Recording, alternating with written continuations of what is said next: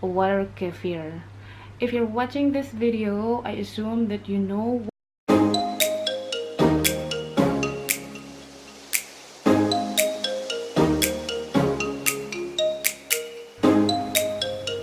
Hi everyone! Welcome back to another episode, and today I'm gonna teach you on how to make water kefir.